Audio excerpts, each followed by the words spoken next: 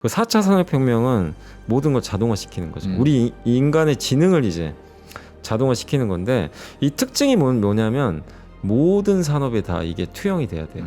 그러니까 모든 산업이 적용돼야 그게 혁명이거든요. 네. 사실은 AI가 그런 조건을 갖추고 있잖아요.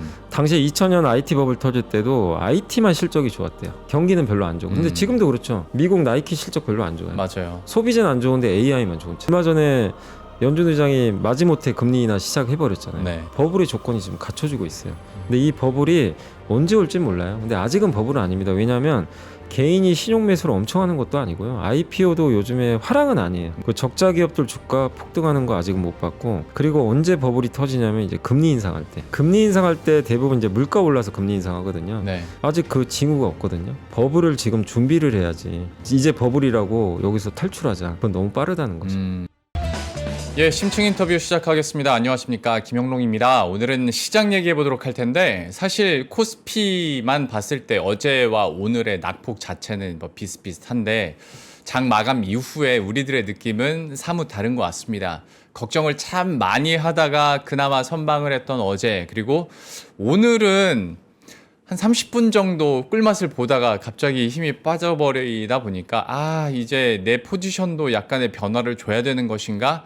걱정 한 스푼이 조금 더 늘어났던 오늘 시장이 아니었나 싶은데, 또 의외로 여러 가지 장기적인 관점에서는 시장 상승에 대해서 말하는 사람들이 절대적으로 많고, 이런 변수들에 대해서도 잘 활용하자는 전략들이 여기저기서 나오고 있는 만큼 지금 우리가 진짜로 걱정해야 될 건 무엇이고, 그다음에 이 상승 동력이 꺼지지 않았음을 증명하는 근거들은 어느 이슈들에서 찾아볼 수 있을지 이야기 나눠보도록 할 텐데요.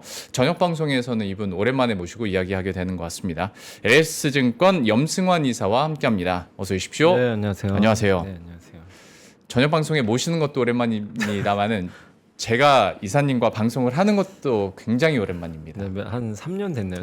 3, 4년 네, 만에 너무 네. 반갑고, 오늘 시장에 대해서 뭐 이렇게 구체적으로 분석을 하기 전에 네. 제가 뭐 오프닝에서 어떤 느낌적인 느낌은 말씀을 드렸는데, 좀 어떻게 보셨는지 하루 동안에. 왜냐면 뭐 삼성전자 실적은 어제 SNS 상에서 떠돌던 진짜 12조 원을 찍었고, 네. 그런데 30분 맛보고 나서 힘이 좀 빠졌어요. 좀 전반적으로 좀 어떻게 평가하셨어요? 그러니까 이게 다 미국이나 한국이나 지금 뭐 이런 미중 갈등이 새로운 것도 아닌데, 네. 어쨌든 둘이 또 티격태격 하고 있죠. 또 중국이 먼저 반격을 또 시작한 것도 되게 좀 특이한 케이스긴 한데, 그러다 보니까 이게 좀 노이즈가 좀 이번 달 내내 이어지지 않겠냐, 이런 좀 생각들을 좀 했던 것 같아요. 그리고 네. 미국도 좀 레버리지 매매가 좀 많았던 것 같고, 지난 금요일 날 엄청나게 한번 흔들렸잖아요. 맞아요. 그러니까 그게 뭐 비트코인도 그랬던 것 같고, 그러니까 결국엔 좀 약간 피곤한 상태죠. 지금 많이 올라서 피곤한 상태에서 뭔가 빌미가 이제 생겨버린 거죠, 이런 것들이. 그래서 오늘 우리나라 증시도 사실 맘먹었으면 위를 열어버릴 수도 있는 건데, 삼성전자가 결국엔 또 세론 나와서 빠져버리고, 네. 그다음에 그 계기가 된 게 사실 또 중국이 오늘 또 장중에 네, 뭐 제재 있었죠. 하나오션 맞아요. 자회사 뭐 제재한, 사실 하나오션 미국 자회사 제재하는 게 뭐 사실 별로 의미가 없어요. 네. 뭐 그 미국 자회사들이 뭐 중국 매출이 있는 것도 아니고 전혀 상관없는데, 그러니까 한마디로 뭔가 핑계거리가 다 좀 생겨버린 거예요. 그래서 이런 노이즈가 생기니까 야, 이참에 좀 쉬자, 팔 거 팔고. 네. 또 많이 오르지 않았냐. 그래서 10월 장세는 어쨌든 기대감도 되게 여전히 있어요. 뭐 삼성전자 실적도 좋고, 또 뒤늦게 이제 시장에 뛰어가신 분들도 계실 거고, 뭐 사천 얘기도 자꾸 나오니까 네. 그런 것도 있는데, 기존부터 시장에 참여하셨던 분들은 이거 좀 쉬어가야 되는 거 아니야? 이제 너무 올랐으니까. 그렇죠. 예, 이게 뭐 우리만 그런 게 아니잖아요. 미국도 마찬가지고. 네. 그러니까 그런 거 충돌하니까 하루 빠지면 또 하루 오르고요. 또 오늘 오르니까 위에서 눌러버리고. 네. 그러니까 아마 에이펙 정상회담 전까지 맞아요, 좀 맞아요. 피곤하겠다. 예. 근데 대세의 지장은 없는데, 네. 단기적으로 매매하신 분들은 피곤할 수밖에 없겠다. 좀 그런 장으로 좀 펼쳐지는 것 같아요. 지금 딱 느낌이. G2의 신경전이 말씀하신 것처럼 에이펙 전까지는 계속 일어날 것 같은데, 네. 그래서 저도 달력을 봤더니 그러면 2주 동안 이런 짓을 하란 말이야? 약간 네. 그런 걱정은 하긴 했습니다만은, 얘기를 중간에 해주신 것처럼 장기적으로 봤을 때는 여전히 우상향을 하는데 스트러글링도 있고 고점에 대한 부담감도 있으니 네. 여기에 따라서 좀 포지션 변화가 있는 것 같고, 그나마 긍정적인 걸 꼽으라면 외국인들이 그래도 매수를 해줬다는 거. 네. 그런데 또 한편으로 걱정인 건 개인들이 이제 여기서 포지션을 어떻게 가질 것인가에 대한 고민은 좀 크지 않을까 싶어서 이제 이사님께 기회와 위기의 이슈들을 한번 보도록 할 텐데, 일단 증시가 조정을 했었던 구체적인 이유들도 한번 이제 설명을 구체적으로 네. 해주시고 전략도 한번 짜볼까요? 그러니까 일단 뭐 자료 이렇게 한번 보시면 이제 미중 갈등이 다시 이제 갑자기 지난주 금요일부터 중국이 이제 발표한 것 때문이죠. 이제 네. 히토류 수출 통제하겠다. 사실 히토류 근데 수출 금지는 아니고 통제거든요. 허가제인데 네. 사실 이것도 사실 어떻게 맘만 먹으면 다 수출 통제해 버릴 수도 있는 거잖아요. 그러니까 이제 불편한 이슈고 한마디로 이거죠. 중국은 그거예요. 트럼프 일기 때랑 다르게 절대 안 끌려다닌다. 그러니까 미국의 약점을 정확히 알고 있어요. 서로 뭐에 긁히는지 네, 알아요. 명확하게 알고 네, 있습니다. 그러니까 네. 트럼프도 알죠. 트럼프도 그렇죠. 중국의 약점은 반도체고 네, 내수가 맞아요. 너무 안 좋죠. 그걸 알기 때문에 야 너네 우리한테 수출 안 하면 망가져 이제 이걸 알고 있는 거고 그래 그럼 뭐 우리만 끌려다니냐 너네 히토리 안 주면 전투기 못 만들잖아. 이제 그 상황에서 또 중국은 어쨌든 정말 신재생 에너지 잘 해놨잖아요. 네. 그러다 보니까 전력 공적은 안 하는 나라인데 지금 미국의 AI 데이터 센터 엄청 지어야 되는데 전력 때문에 이거 못할까 봐 걱정일 지경이거든요. 예. 전력이 너무 부족해요, 사실은. 그러다 보니까 그 약점들을 정확하게 이제 서로 꿰취하고 있는 거죠. 그래서 이제 이거를 집요하게 아마 에이펙 정상회담까지 그러게요. 서로 근데 좀 놀라운 게 중국이 먼저 반격을 한다는 게 좀 놀라워요. 항상 미국이 먼저 때렸거든요. 그렇죠. 그러니까 이게 이제 시장에서는 좀 생소한 거죠, 약간은. 그러다 보니까 시장이 좀 더 놀랬던 것 같고 트럼프가 이제 100% 관세 때린다고 했는데 그걸 무서워하는 뭐 투자는 사실 별로 없습니다. 뭐 타코라 그러잖아요. 그렇죠. 항상 도망가니까. 그리고 어제 아침에 바로 SNS 날려가지고 중국과 친하게 오히려 지내겠다, 도와주겠다. 그래서 타코가 우리들한테 도움이 된 맞아요. 굉장히 이례적인 예. 그런 좀 상황도 펼쳐졌는데 어쨌든 근데 시장이 이게 이미 많이 오른 상태란 말이에요. 여기도 네. 이제 자료에도 있지만 나스닥이 6개월째 올랐어요. 네. 이번 10월 오르면 7개월째거든요. 6개월 연속이면 사실 한두 달 쉬어도 이상할 거 전혀 없거든요. 거기다가 밸류가 비싸다고 못 가는 건 아닌데 밸류도 좀 비싼 상태고 이제 샘 알트만이 나와가지고 막 반도체 엄청 막 구매하잖아요. 쇼핑하잖아요. 네. 이것도 이제 새롭지가 않아요. 이제 왜냐면 이제 하도 이거를 반복적으로 하다 보니까 그러니까 AI 투자에 대한 뭔가 좀 희소성도 좀 떨어지고 있고 예. 그러니까 결국 쉬어갈 자리에서 단기적인 이제 악재가 좀 발생을 한 거죠. 그리고 오늘 이제 가장 빌미가 됐던 게 갑자기 왜 하나오션을 이게 걸머져가지고 네. 이게 우리나라한테는 좀 불편한 게 시진핑 주석이 이제 올 텐데 에이펙 정상회담으로 네. 오면 이게 미국 5개 저에서 제재해봐야 아무 의미가 없어요. 사실은 경제 펀더멘털상으로 이 네. 의미가 없는데 이걸 빌미로 해서 우리나라 갑자기 뭐 엔터사라든가 네. 뭐 갑자기 뭐 지금 단체 건강 5권이 있는데 그렇죠. 이게 괜히 또 불똥 튀어가지고 다른 기업들이 좀 제재받으면 또 이게 괜히 우리 그 옛날 한알령처럼 네. 이제 이게 좀 걱정이 되는 거죠. 근데 시장은 그런 걸 상상하게 되면 좀 불안해하거든요. 실제 아니더라도. 그래서 저는 오늘 좀 빠졌던 이유 중에 하나도 하나가 이게 빌미가 돼서 다른 섹터 오늘 엔터주도 많이 빠지더라고요. 네, 네. 보니까 그래서 결국 우리한테 불똥 튀기면 어떡할까? 이 우려가 좀 생겼기 때문에 저는 그렇게까지 크게 걱정은 안 하는데 일단 시장이 이제 그런 좀 불안감이 생겼다. 그래서 좀 지금 흔들리고는 있는데 다만 이제 제가 말씀드리고 싶은 거는 요거는 어쨌든 시장이 지금 그동안 우리나라 시장이 상승한 건 미중 갈등과는 전혀 무관한 이슈로 계속 올랐거든요. 그래서 이게 결국 훼손할 거라 보진 않아요. 네. 않는데 일단은 좀 불편할 수밖에 없는 이슈가 터졌다 이렇게 봐야 될 것 같습니다. 중국 제재권도 사실 신경전의 무기 소재 중 하나잖아요. 너네 마스가 그러면 제재. 네, 약간 맞아요. 이런 네. 거다 보니까 과연 물론 시장에서 걱정하는 것처럼 이게 정말 한알령처럼 중국 쪽에서 또 우리에 대한 또 다른 업권의 제재가 있을까에 대한 걱정들 충분히 할 수가 있는데 역시 이거는 그 부침 중에 하나 정도로 우리가 네. 좀 보면 되겠고 근데 또 한편으로 이제 생각이 드는 게 그러니까 과매도 구간에 가 있던 종목군들이 오늘 반등하기도 했지 않습니까? 네. 물론 각가지의 이유들이나 실적에 대한 기대감들은 있습니다만은 특히 2차 전지주들 반등하는 거를 그러면 여기서 의미 부여를 어디까지 해줄 것인가? 네. 그건 좀 판단이 어려울 것 같은데 이사님께서는 좀 어떻게 보셨습니까? 네, 그 2차 전지도 말씀해드리고요. 근데 그 전에 이제 요것만 좀 한 번 더 말씀드릴게요. 예. 그러니까 요것만 좀 기억하시면 돼요. 지금 증시 상승 동력이 여기 다 적어놨거든요. 지금 현재 우리나라 시장이 왜 올랐는지 전 세계가 네. 미국이 뒤늦었지만 금리 인하 시작. 금리 인상이 아니에요. 인하 이제 시작했고 네. 내년에 더 많이 낮출 수도 있고요. 그렇죠. 그 다음에 뭐 우리만 낮추는 게 아니죠. 트럼프도 계속 지금 돈 필요합니다. 오늘 JP 모건이 2,140조 10년간 맞아요. 그거 투자한다 그랬죠. 결국 그런 거 투자한다는 건 돈 푼다는 얘기거든요. 그러면 주식시장이 되게 좋은 거고 M7의 AI 지출 뭐 여전히 이어지고 뭐 이재명 대통령이 이 네 가지 얘기했잖아요. 상법 개정, 배당 분리과세, MSCI 선진지수, 재정 지출. 요거 다 증시의 상승 동력이죠. 그리고 반도체 재고가 역대급으로 적어요. 네. 이 사이클이 당장 오늘 물론 이제 세론 때문에 삼성전자 불안해하신 분들이 이 실적 좋으면 팔아야 되는 게 맞나? 이런 이제 우려감이 있으시겠지만 과거랑 다르게 그 삼성전자가 저는 사이클이 오래 간다고 보는 게 공급을 늘릴 그 여력이 없어요. 네. 기업들이 서로 늘리고 싶어 하지도 않아요. 별로. 네, 맞아요. 예. 그러니까 재고는 계속 줄기 때문에 오래 갈 수밖에 없어요. 그래서 오늘 기사화된 것 중에 제일 좀 회자가 됐던 게 그 현대차증권의 노근창 센터장님이 예. 그 2028년에 반도체 기업들 실적 2배 된다 네. 지금보다. 그 얼마 전에 그 강연을 한번 하셨나 보더라고요. 네. 거래소에서.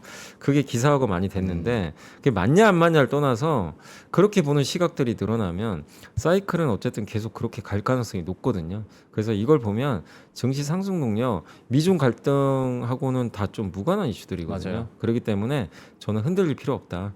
그리고 여기 이제 제가 이걸 왜 그림을 그렸냐면 돈은 녹아요 계속. 이게 핵심이에요. 예. 그래서 시장이 안 좋을수록 자산으로 바꿔 나가야 된다. 현금을. 아. 저는 좀 그 말씀을 일단 좀 전해드리고 싶다. 이렇게 좀 말씀드리고 싶고. 오늘 아침부터 노은창 센터장님 바쁘시더라고요. 네, 그게 기사가 많이 나오더라고요. 네, 왜냐면 기사도 많이 이제 되고. 워낙 이게 세잖아요. 네. 2배라고 하니까.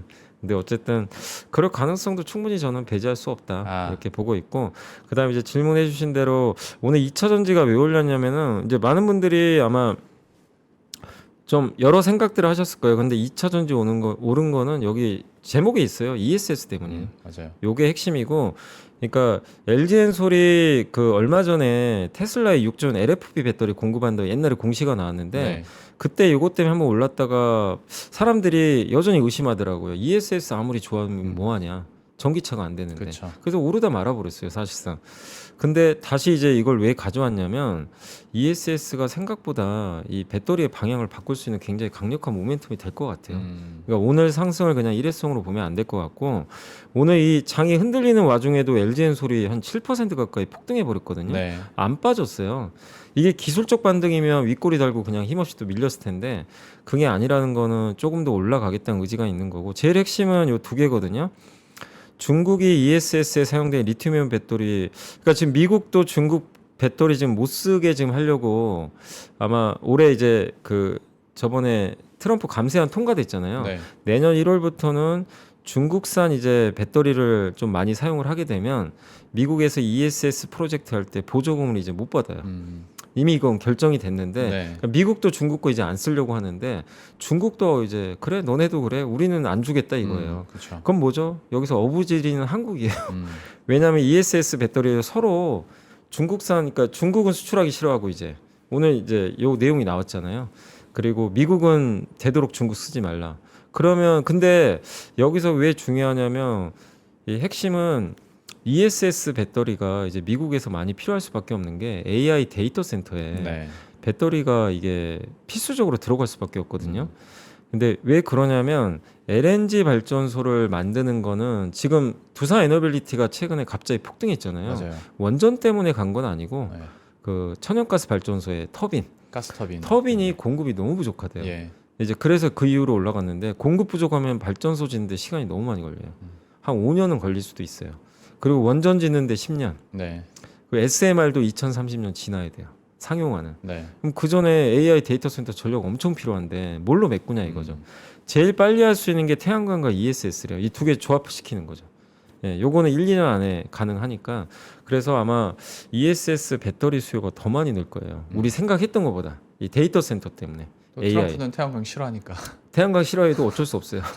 그래서 오죽하면 석탄 하겠어요. 지금 네. 트럼프가 석탄 발전소 지금 규제 다 풀어가지고 빨리 네. 해라. 석탄까지 하려고 하는 거 아. 보면 빅테크들은 석탄 쓰기 싫어하거든요. 당연히 자기네 이미지가 안 좋아지거든요. 그렇죠. 네. 그럼 석탄 안 씁니다. 빅테크들은 되도록이면.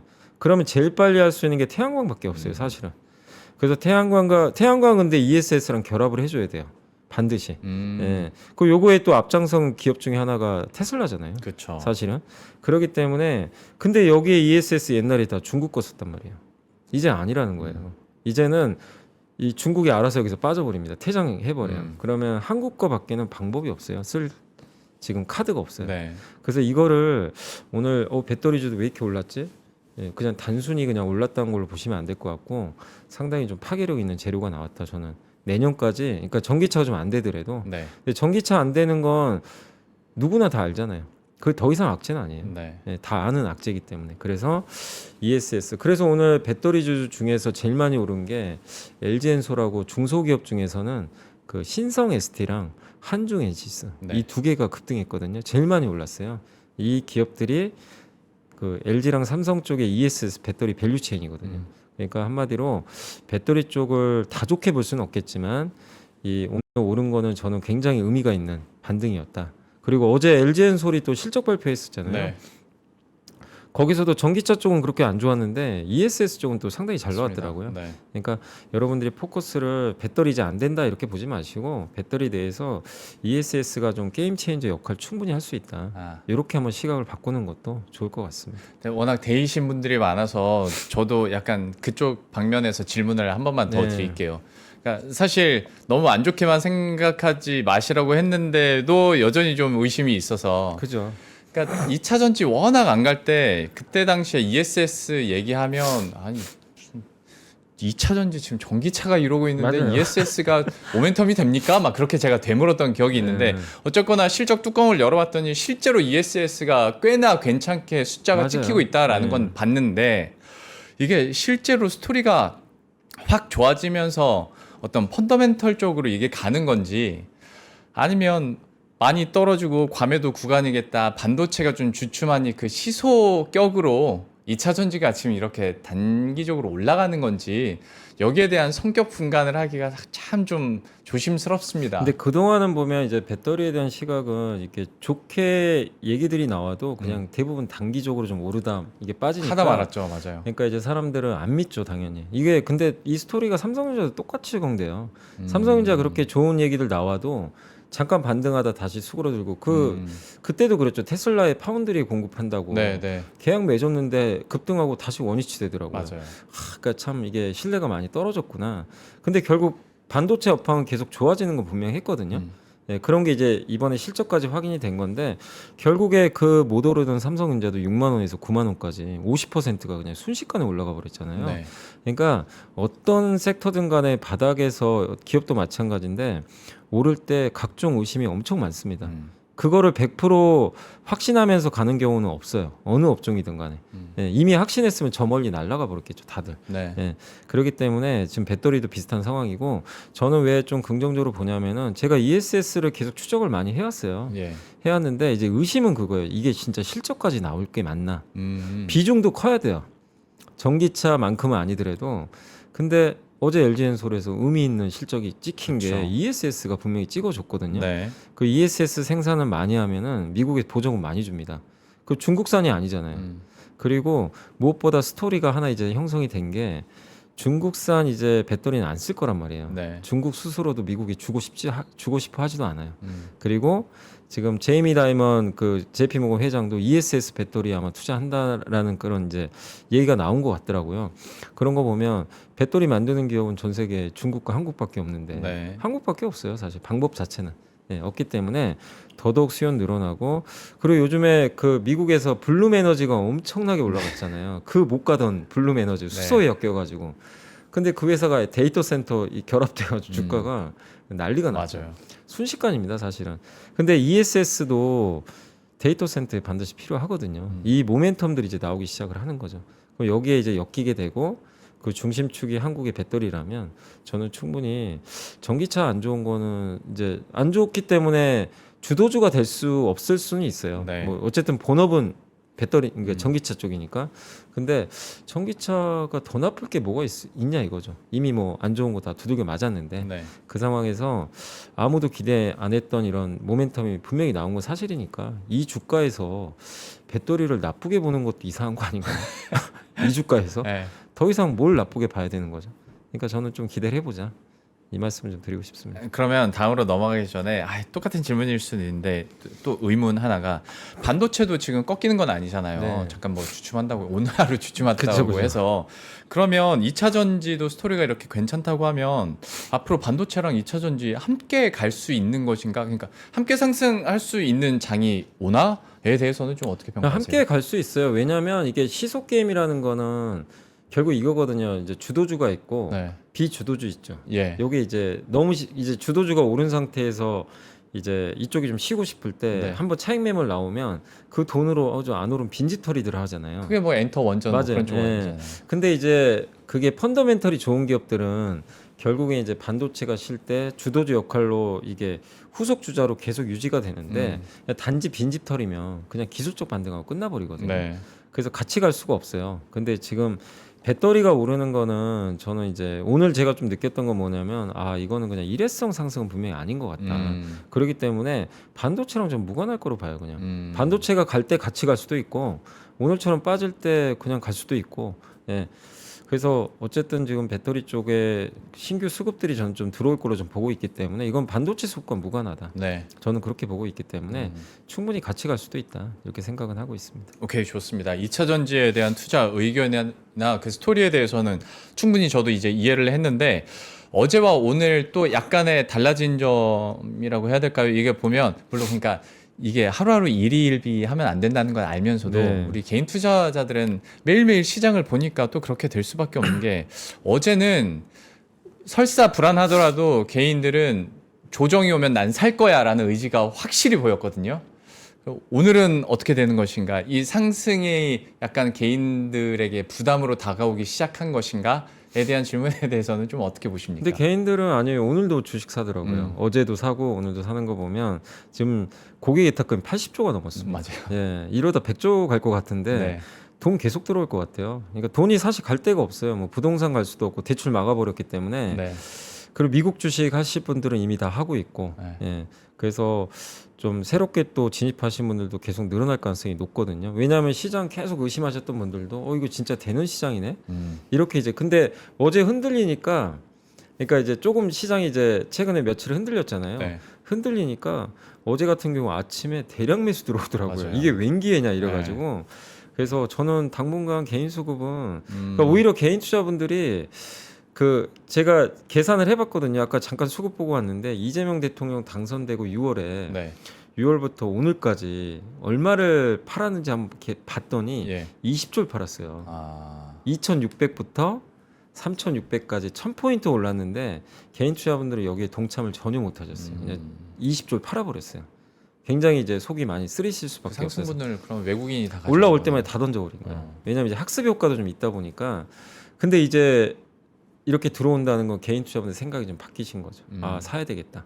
좀 늦더라도 들어와야 되겠다. 근데 다행인 건 오를 때 사진 또 안 하시더라고요. 막 이렇게 추격까지는 안 하시니까 네. 그건 좀 다행이고 그래서 개인 투자분들은 아마 빠지면 빠질수록 어제 사실 시장이 버텼던 것 중에 하나도 개인들이 받쳐버리시더라고요. 그렇죠. 예. 근데 이 대기 자금이 80조예요 지금. 어. 엄청난 자금들이에요. 이 돈이 갈 데가 있으면 별 의미가 없을 수도 있는 자금인데 갈 데가 사실 아무리 찾아봐도 별로 없어요. 딱히 갈 가상화폐도 한번 뒤었고. 예. 근데 우리나라 주식은 여전히 이렇게 올랐어도 비싼 주식 시장은 아니거든요. 네. 아직까지. 그리고 시장이 제가 지금 주도주는 많지만 뭐 현대차를 비롯해서 소외된 것도 정말 많이 있잖아요. 네. 그런 기업들도 있기 때문에 개인 투자분들이 어쨌든 지금 어제부터 들어왔다는 건 저는 굉장히 긍정적으로 보고 있어요. 시장을 좀 받쳐줄 가능성이 좀 상당히 높겠구나. 그래서 개인들의 시각이 긍정적으로 바뀐 것도 저는 괜찮다고 생각을 하고 있습니다. 제가 이 질문으로 판을 깐 이유 중에 하나가 물론 버블이란 게 나중에 봤을 때 터져야 버블인 거고 이렇게 상승했을 때는 어떤 리레이팅 개념에서 봤을 때는 더 긍정적으로 볼 수 있는 건데 어쨌거나 나오는 게 너무 오래 너무 많이 올랐다라는 것도 충분히 이해는 되는 이야기니까요. 그러면 이 논리에 대해서는 좀 어떻게 반박을 할 수 있을까요? 근데 이게 미국 증시 볼 때 이제 저도 그랬어요. 이게 비싸다 비싸다 생각하는데 계속 올라요.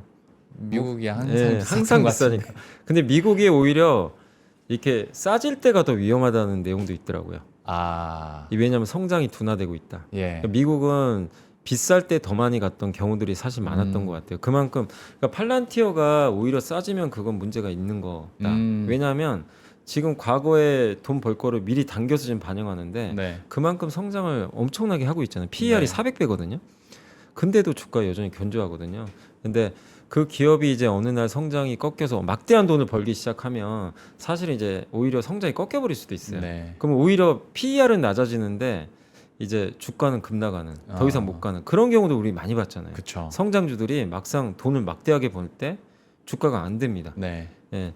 그래서 오히려 미국 시장만 봤을 때 단지 많이 올랐고 이것 때문에 좀 조심하자. 이럴 필요는 없는 것 같고요. 아. 오히려 성장이 언제 둔화될까? 제일 걱정되는 건 그거예요.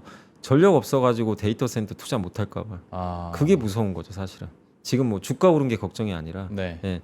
그래서 지금 여전히 좀 그 시장이 좀 많이 올라서 흔들거릴 수는 있겠지만 아직까지는 버블도 아니고. 예.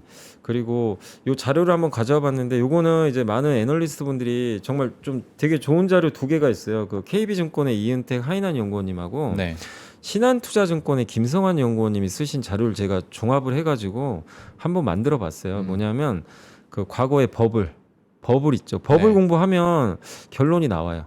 그러니까 옛날에 여기 그 1995년부터 인터넷 사이클 시작해가지고 예, 2000년 초에 끝났죠. 버블 터져가지고 5년 있었고 가장 비등한 예로 이제 코로나 때 한번 예, 버블 터졌는데 다 버블의 조건들이 있다고 하더라고요. 그게 뭐냐면 이제 이때 2000년이 가장 지금과 유사한 게 인터넷 혁명. 세상을 바꿀 기술이 하나 나와야 돼요. 반드시. 여기 밑에 보면 1차 산업혁명 때 증기기관 나와가지고 네. 우리 이제 인간이 하던 일을 기계가 하게 됐잖아요. 요게 하나 있었고 3차 산업혁명 이제 정보화 사회로 바뀌었죠. 이제 모든 우리가 세계화된 거죠, 한마디로. 네. 버튼 하나로 전 세계 다 연결시킨 거죠. 그 4차 산업혁명은 모든 걸 자동화시키는 거죠. 우리 인간의 지능을 이제 자동화시키는 건데 이 특징이 뭐냐면 모든 산업에 다 이게 투영이 돼야 돼요. 그러니까 예를 들면 배 만드는 것만 바꾸는 산업에 뭔가 어떤 기술이 적용된다. 네. 그거는 세상을 못 바꿔요. 근데 AI는 배 만드는 것부터 그 영농 씨 자리도 없어지는 거 아니에요? 그럴 수 있죠. AI 네, 그럴 수 이렇게 있죠. 앵커가 나와가지고 네. 그러니까 예를 아니, 들면 실제로 요즘에 그렇게 나오잖아요. 그러니까 모든 산업이 적용돼야 그게 혁명이거든요. 네. 사실은 AI가 그런 조건을 갖추고 있잖아요. 그리고 당시에 2000년 IT 버블 터질 때도 IT만 실적이 좋았대요. 경기는 별로 안 좋고. 근데 지금도 그렇죠. 미국 나이키 실적 별로 안 좋아요. 맞아요. 소비재는 안 좋은데 AI만 좋잖아요. 그렇습니다. 그 조건이고. 그리고 버블을 만든 이유가 러시아 그때 부도 나가지고 갑자기 미국 연준이 금리를 낮춰버립니다. 근데 지금 얼마 전에 연준 의장이 마지못해 금리 인하 시작해버렸잖아요. 네. 예. 좀 늦었다는 평가도 있지만 그래서 이런 조건들 딱 세 가지 보면요. 버블의 조건이 지금 갖춰지고 있어요. 근데 이 버블이 언제 올지 몰라요. 근데 아직은 버블은 아닙니다. 왜냐하면 개인이 신용 매수를 엄청 하는 것도 아니고요. IPO도 요즘에 화랑은 아니에요. 네. 그 적자 기업들 주가 폭등하는 거 아직은 못 봤고 그리고 언제 버블이 터지냐면 이제 금리 인상할 때.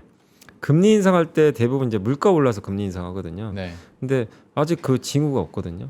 그래서 저기 신한투자증권에서 27년 하반기로 보더라고요. 27년 하반기에 아마 버블 올 것 같다. 이런 조건들에 의하면 2년 후에는 좀 오지 않겠냐 이렇게 보고 있는데 그래서 결론적으로 말씀드리고 싶은 거는 버블을 지금 준비를 해야지. 이제 버블이라고 여기서 탈출하자. 그건 너무 빠르다는 거죠. 너무 성급할 수 있고 마지막 버블이 얼마나 뜨거운지 우리 알잖아요. 네. 2000년에 아시겠지만 새로운 기술의 정말 그 미친 상승. 네. 그리고 2001년도 기억하시겠지만 메타버스의 그 엄청난 진짜 이거 너무 오버 아니야 했는데 거기서도 몇 배 또 올라가 버렸잖아요. 네. 이게 버블이 그만큼 무섭거든요, 사실. 근데 그게 만약에 진짜 올 수 있다면 지금부터 준비를 해야지. 지금이 버블이라고 생각하고 탈출하는 건 아닌 것 같다. 음. 저는 좀 그 말씀을 드리고 싶어요. 그러니까 저도 저거 보면서 들었던 얘기 중에 하나가 미국의 강세장이 오면 보통 한 56개월 진행이 쭉 이어진다고들 하더라고요. 네. 근데 실제로 지금 한 3년 정도 지금의 상승세가 이어지는데 27년이라면 얼추 비슷하게 맞네요. 맞아요. 예, 5년 가까이 그런 강세장이 이어진다면 버블 때문에 계속 탈출구만 찾을 건 아니고 네. 즐길 건 즐겨야 된다라는 쪽이고. 오늘 뭐 하워드 막스도 그 얘기 했더라고요. 아, 미국이 비싸서 많이 오른 건 맞는데 버블은 아니다.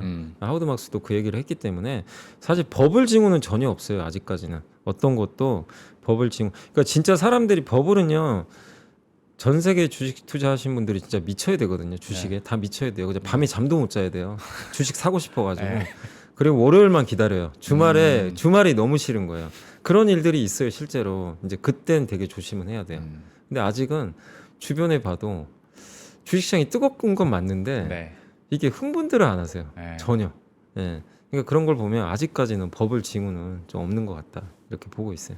코로나 때 생각해 보면 여러분들도 아실 거예요. 옆에 그냥 이웃집 누가 네. 주식 얘기하고 삼성전자 주주들 대국민 광화문 맞아, 광장에서 맞아. 다 모이자고 하고 그 정도는 돼야 이제 어느 정도 버블이 낀다고 하는데 네. 아직까지는 그런 건 그런 아니고. 게 전혀 보이지 않고 네. 지금 이끈 것도 개인이 아니라 사실 외국인. 그렇죠. 예. 그래서 아직은 버블 징후는 없고 특히 이렇게 버블 발생할 때는 진짜 신규 상장 엄청 많거든요.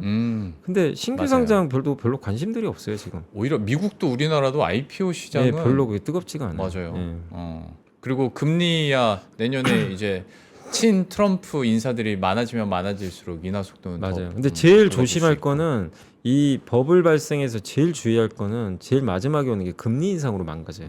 그래서 제일 여러분들이 매월 좀 체크할 것 중에 하나는 물가는 좀 체크는 해봐야 돼요. 물가가 너무 튀면 네.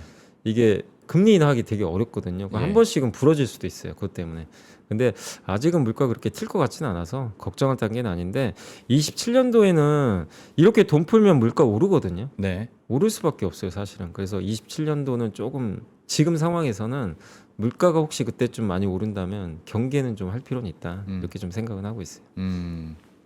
관세로 인한 물가 상승은 얘기가 요즘엔 잘 안 되는 근데 것 생각보다 관세로 가격 전가를 잘 안 해요. 같아요. 이번에 지금 물가 데이터 보셨지만 네. 그리고 미국 물가 미국 연준이 제일 중요하게 생각하는 게 PC 그 근원 서비스 물가거든요. 네.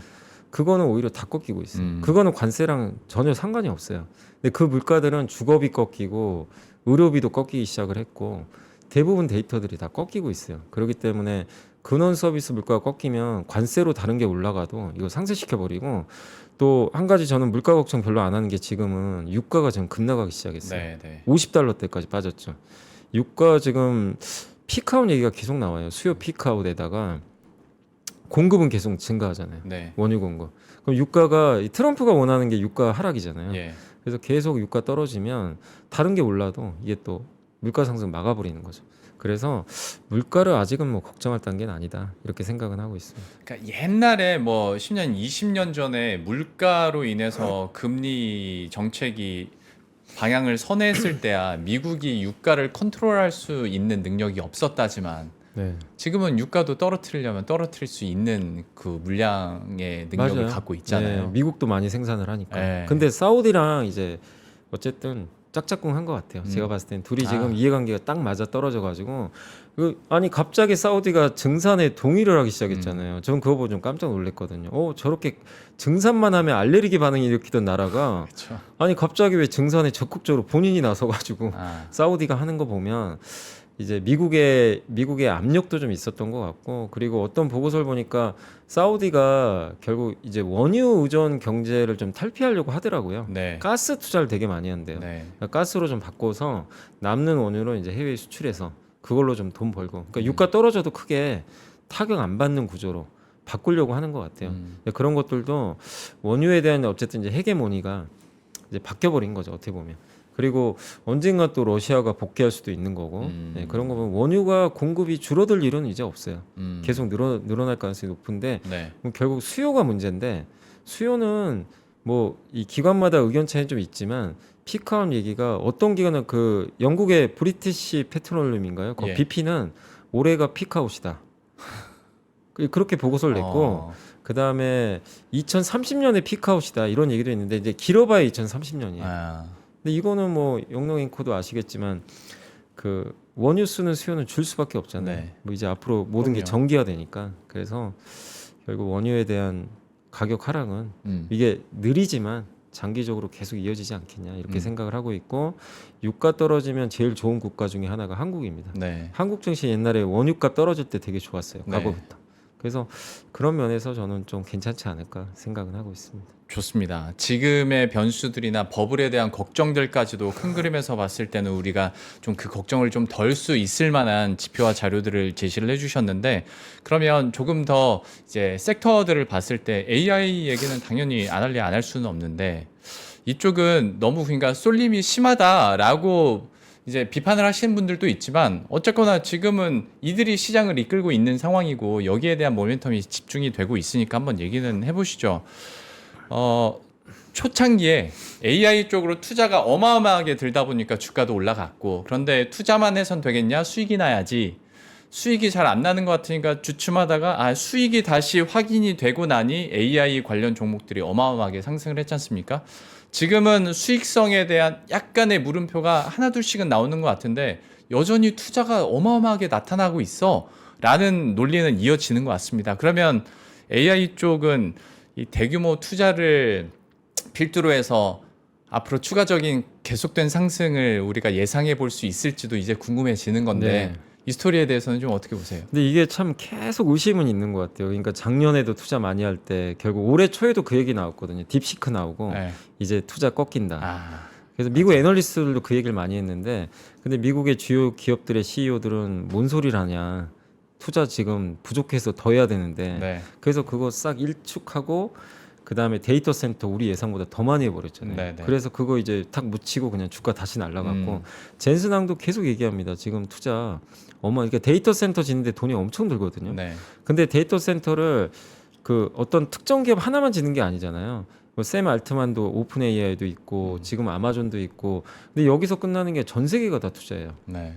그리고 이번에 샘 알트만이 한국 와가지고 삼성하고 SK하이닉스랑 같이 데이터 센터 짓자 예. 이렇게 MOU 또 체결하고 갔고 저 울산에 SK랑 지금 아마존 이제 짓기 시작하고 있고 마이크로소프트도 울산 시청 방문해가지고 네. 데이터 센터 좀 지으려고 지금 이제 모색 중에 있고 네. 한국도 이럴진데 아, 전 세계가 지금 지으려고 하기 때문에 이제 어떻게 보면 시작인 거죠. 데이터 센터 시작이고 그래서 AI 투자가 정말 너무 많아서 걱정은 돼요. 이게 언젠가 좀 꺾일 텐데 그런 걱정은 있지만 그건 작년부터 계속 있었는데 우리가 생각하는 머릿속에 있는 것보다 훨씬 많은 투자가 지금도 계속 이어지고 있기 때문에 아직은 의심할 필요는 없다. 이 말씀 드리고 싶고 그다음에 여기 이제 자료도 한번 좀 보시면 이게 진짜 하이퍼스케일러들 그러니까 미국의 빅테크들이죠. 네. 빅테크들이 투자한 이제 실제로 그러니까 AI 지출 규모고 JP모건에서 나왔던 자료라고 하더라고요. 2025년부터 3년 동안 1.2조 달러면 우리나라 돈으로 한 2천조 되거든요. 네. 이거를 미국의 빅테크 몇 개 회사가 빅테크 몇 개밖에 없는 회사들이 여기다 그러게요. 그럼 나머지 회사들은 뭐 가만히 있습니까? 아, 그리고 최근에 뭐 네오 클라우드라는 업체들 아시죠? 네. 뭐 코어이브나 이런 회사들도 정말 막 미친 듯이 막 투자하거든요. 그러니까 돈이 걱정이죠. 좀 돈이 없을까봐 그게 걱정이고. 그 제프 베이저스도 뭐라 그랬냐면 이게 되게 의미 있는 말을 했어요. 모든 산업에 걸쳐 적용될 수 있는 수평적 기반의 기술이기 때문에 AI가 되게 특이하다. 그러니까 여기에 투자를 늦추는 순간 그냥 지는 거예요. 샘 알트만도 지금 목숨 걸고 투자하는 거거든요. 돈이 없어요. 사실 샘 알트만이 지금 앞으로 엄청난 지금 AI 투자를 해야 되는데 지금 최근에 몇몇 기업들하고 이 구매 계약 맺었잖아요. 네. 그것만 해도 단위가 막 1,000조가 넘는 단위거든요. 근데 그 돈들에 대한 조달은 좀 우려가 되는 건 좀 사실이지만 어쨌든 지금 미국도 그 트럼프 대통령이 직접적으로 인텔 지분까지 네. 확보를 하고 있고 그다음에 JP모건이 우리도 지원 사고 하겠다. 예. 그러니까 수익성의 문제는 아니에요.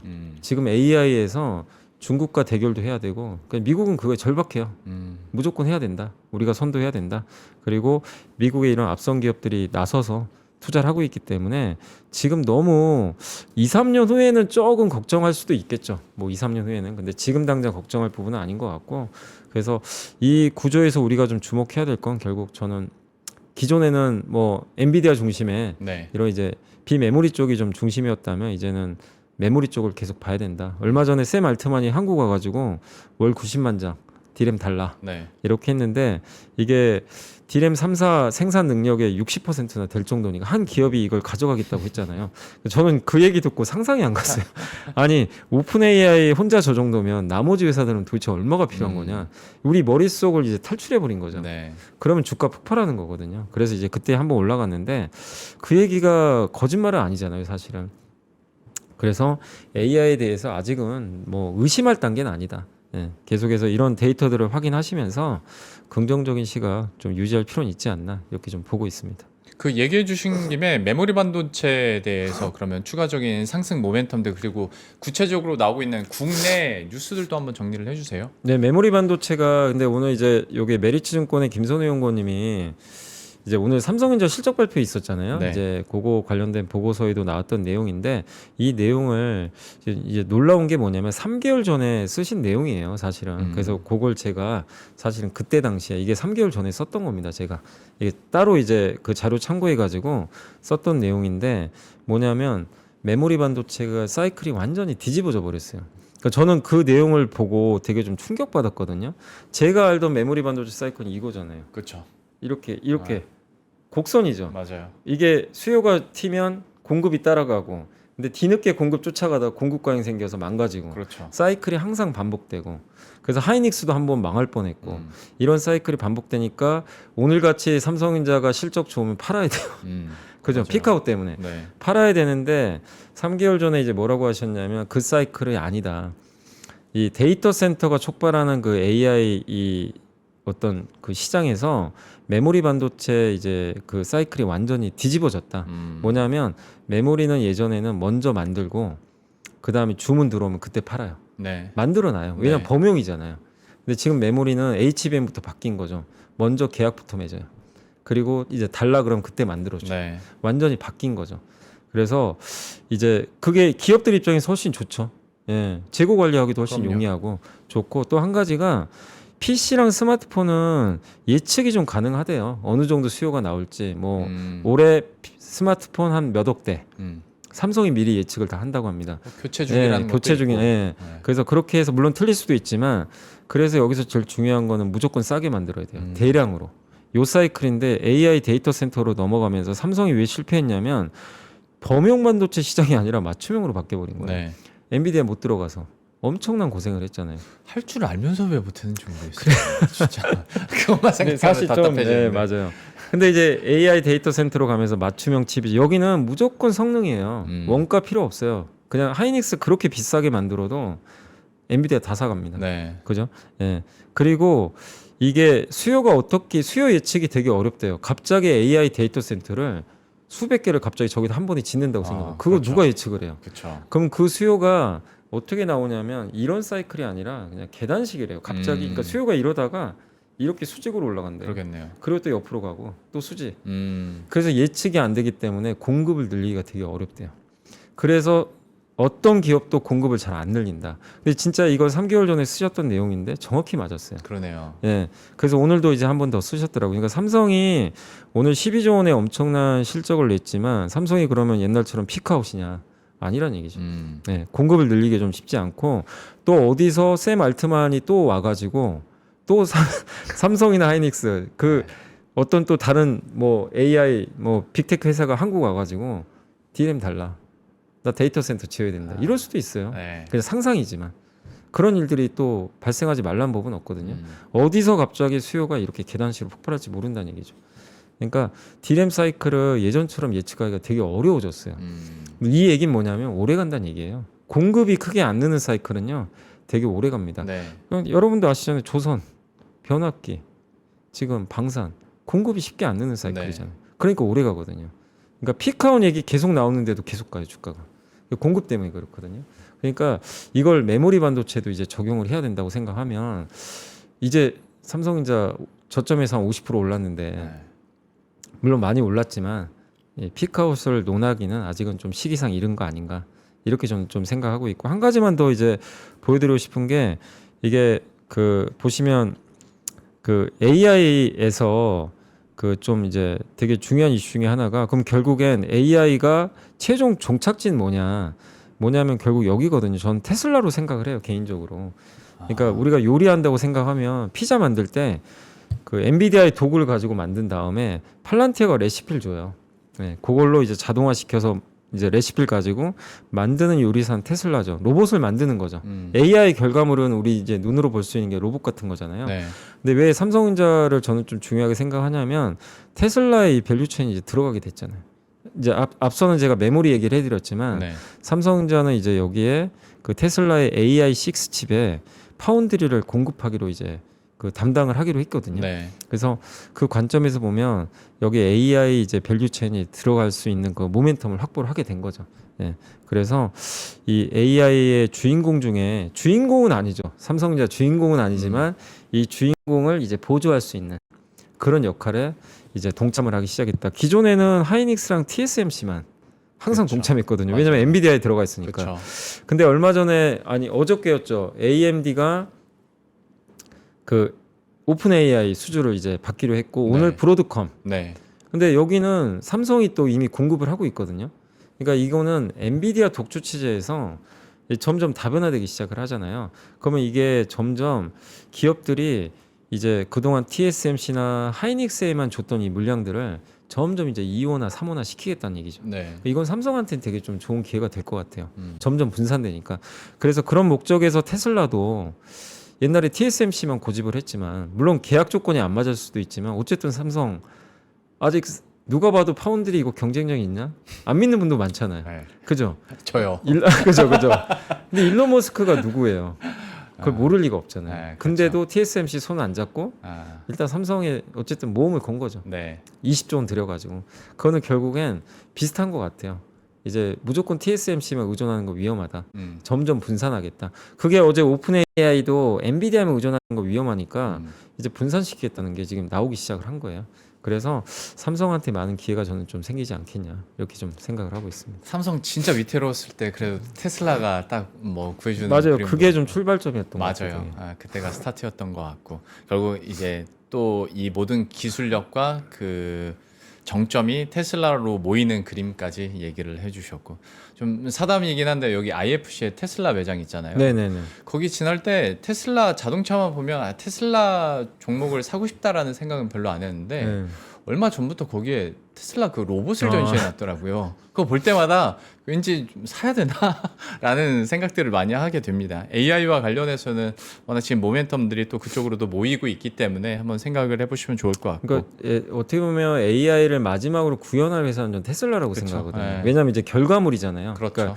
그러니까 이거는 엔비디아도 못하는 거죠. 엔비디아는 그 기술은 줘요. 네. 그걸 할 수 있는 기술을 주는 회사고 음, 마지막으로 요리 만드는 회사는 실제 테슬라죠. 팔란티어가 요리를 만드는 건 아니잖아요. 그쵸. 기술을 주는 거고. 네. 그래서 그걸 해줄 수 있는 업체가 테슬라. 또 애플의 아이폰, 예. 아이폰도 있고 메타의 그 선글라스. 네. 예, 그런 것들이 이제 빨리 나왔으면 결국엔 좋겠어요. 예, 아.